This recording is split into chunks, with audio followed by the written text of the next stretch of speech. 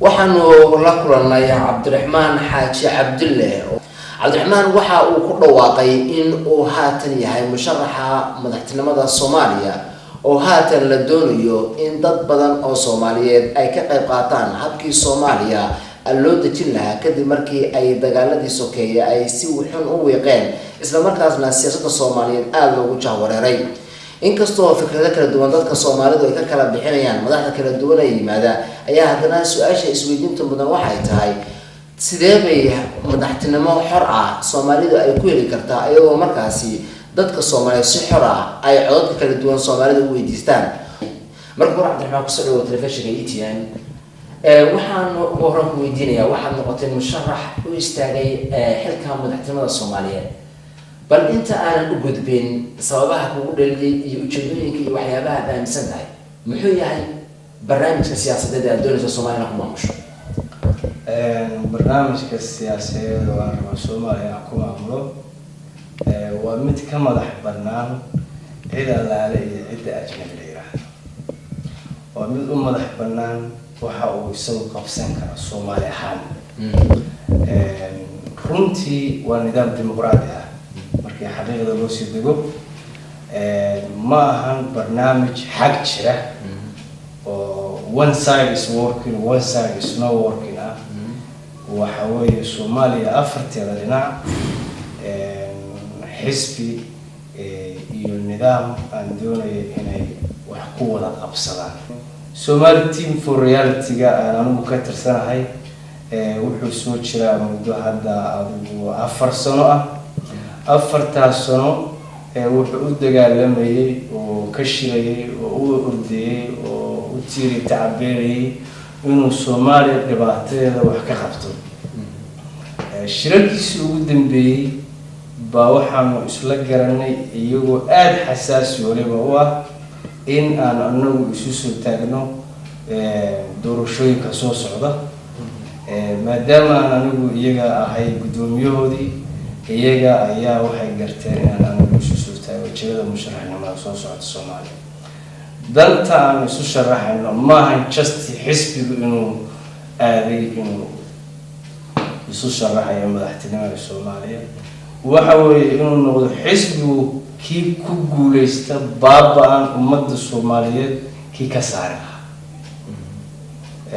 aniga markaan hadlayo waxaan hadlayaa si xisbigii anoo magacay ku hadlay magac xisbigan ku hadlaya xisbigu hadduu ku guuleysto musharaxnimada soo socota siyaasadaha aan doonayna Soomaaliya inuu dimuqraadi weyn dalku dhaqan buu lahaan jiray wanaag buu lahaan jiray wanaagiisii oo dib u soo celiyo.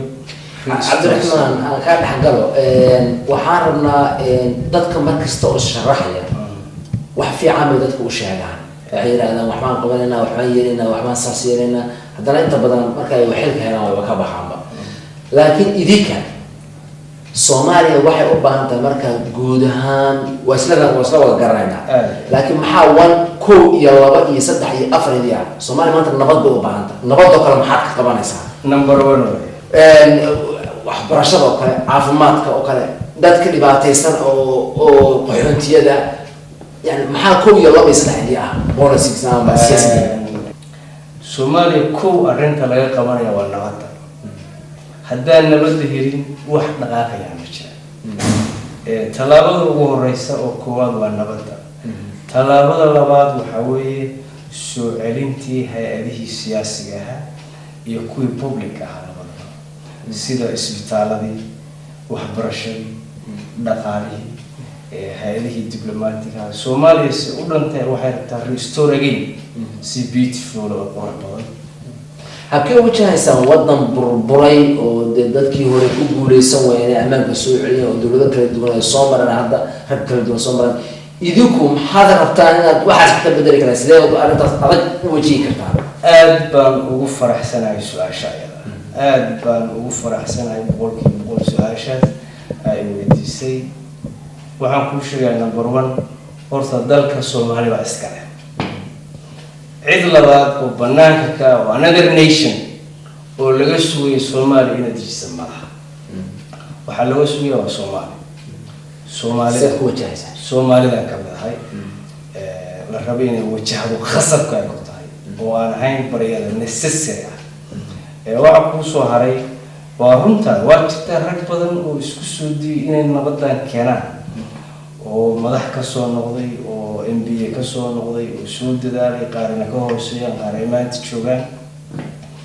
laakiin taas hal mid baan ka dhahayaa waxay tahay shanta farood isku mid ah.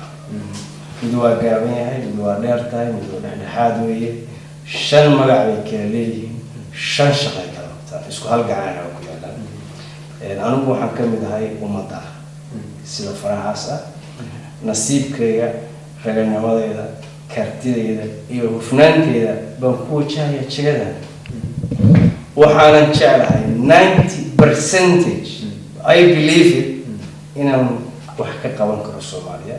Cabdiraxmaan, marka dad baaba'ay oo dhibaataysan oo muddo burbur ku soo jiray oo kuwii madaxtooyada kala duwanaa soo arkay waxay duqsiinta iskaga dhiibo dhintaay, maanta ma kula qurux badnaatay inaad tiraahdo anaa madaxweyneydii ah, anaa idii imaanaya, anaa kuwii hore ka fiican, anaa barnaamijyada dadkaas ma kula tahay inaad wax badan aad ka heli karto? aad baan u aaminsanahay qof kasta oo Soomaali ah oo ama interviewga maqla ama markii hore waan ilaa 3 meelood baan hadda ka soo shiray maqla hadaladayda inay u raaciyo qofka alle uu raaciyo qofka Soomaali oo dhabta ah oo dintiisa, kartiisa iyo raganimadiisu ay saxan tahay weeye. aad baan ugu kalsoonahay inaan helayo codadkooda, aad baan ugu kalsoonahay garab u siinayaan. أنا وحنا كل شيء يعني I'm stand up and I'm ready to go.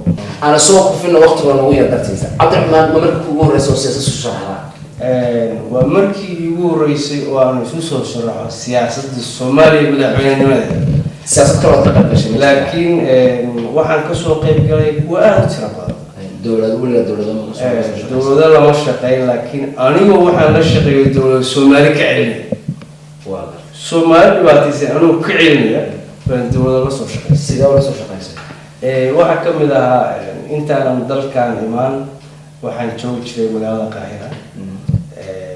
waxaan ka sameynay xisbi kale laakiin wuxuu ahaa Somali community waxa oo waxaan ka ahay isagana leader. waxaan u dagaalamayay ummadda qaxootiga oo ku baaba'san Cairo. Middle East dhamaantiis isku ahaa. Cabdiraxmaan, ugu dambeyntii haddii aad xilka aad ku soo baxdo mustaqbalka muxuu noqon doonaa dawladda aad dhisi doonto?